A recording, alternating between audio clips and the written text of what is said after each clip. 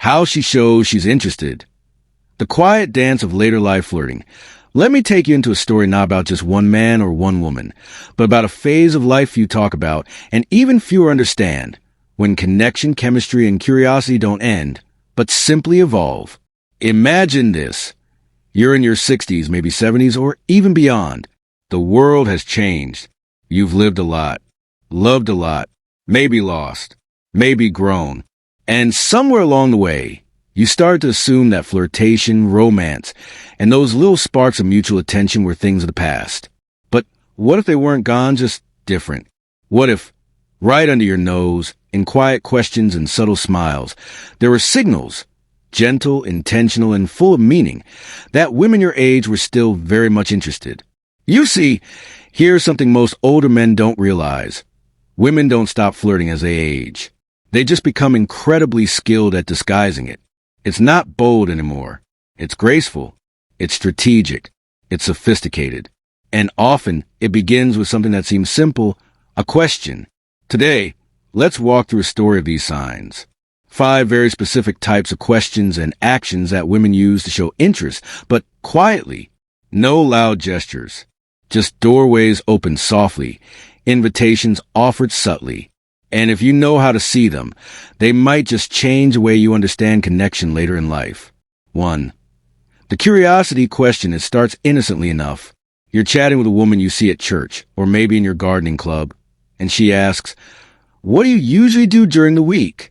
It seems casual, friendly, polite, but wait, why is she asking that?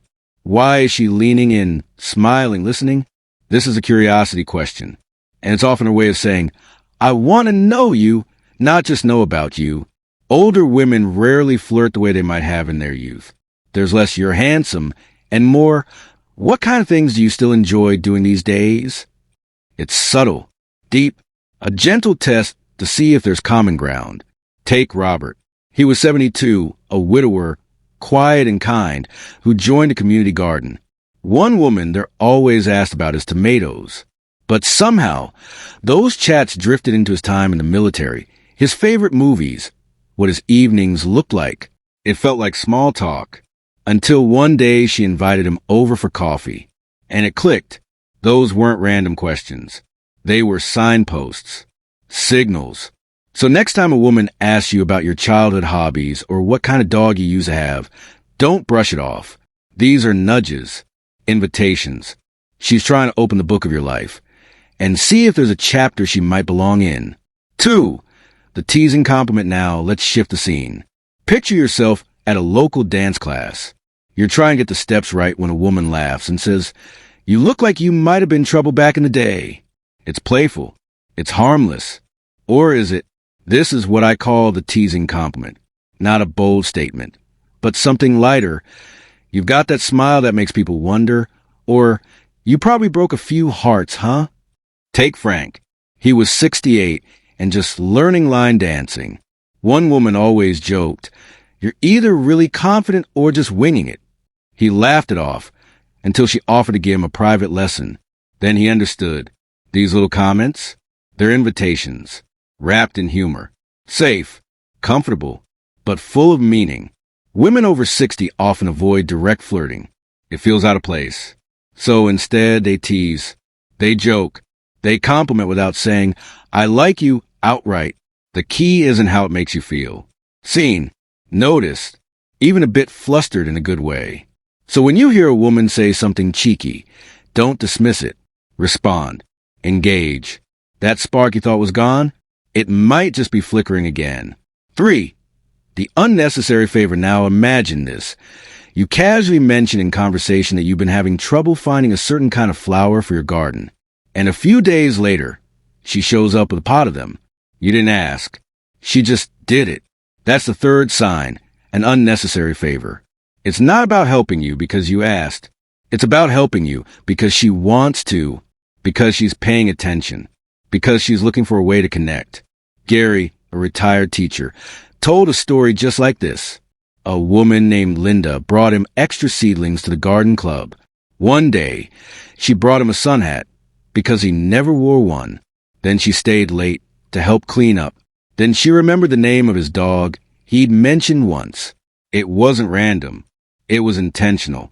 It was caring. These gestures aren't about charity.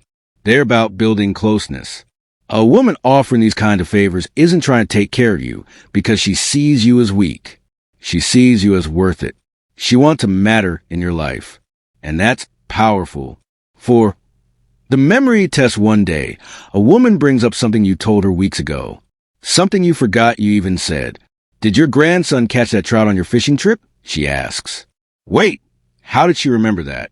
Because she was listening, not just hearing. Listening. This is a memory test. When a woman recalls something specific and seemingly small, it's because you've left an impression. She's storing parts of your story. Frank, the man from earlier, experienced this firsthand. The woman he met remembered everything. His favorite coffee, his dog's name, even the date of his hip surgery. All things he barely remembered saying. This isn't just friendliness. It's affection. It's interest. It's investment. We don't remember everything.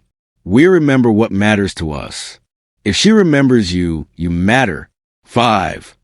The compliment in disguise. Finally, we come to the most elegant of all. The compliment that doesn't sound like a compliment. You're not like other men your age. You've got such a calming presence. You seem like someone people can really count on. These are the compliments that land deep, not about looks, about character. And they're often invitations. Alan was 72, sitting in a church coffee group when a woman said, "It's rare to meet a man who actually listens." He thought it was just small talk, but it wasn't. It was her way of saying, you stand out. You see, these kinds of compliments are safer for women. They don't expose too much, but they say a lot. And for men who have felt invisible for years, because of age, divorce, loss, or time, these comments can reignite something inside. They tell you that who you are still matters, that someone sees you, really sees you. Final thoughts. The quiet invitation.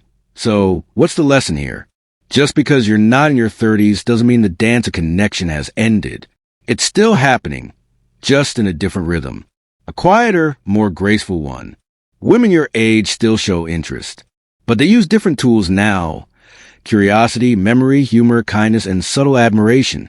If you start paying attention to the way a woman asks a question, recalls a detail, or offers a small gift, you may begin to notice something remarkable. The flirtation never stopped. It just changed shape. And when you see it, feel it, and respond to it with confidence, warmth, and curiosity of your own, you open the door to something real, honest, and deeply human. Because connection doesn't age. It matures. If this story resonated with you, let me know what you learned today. Share a thought, a moment, or how you'll carry this insight into your next conversation. And remember, you are never too old to be noticed, never too invisible to be loved. And sometimes all it takes is listening a little closer.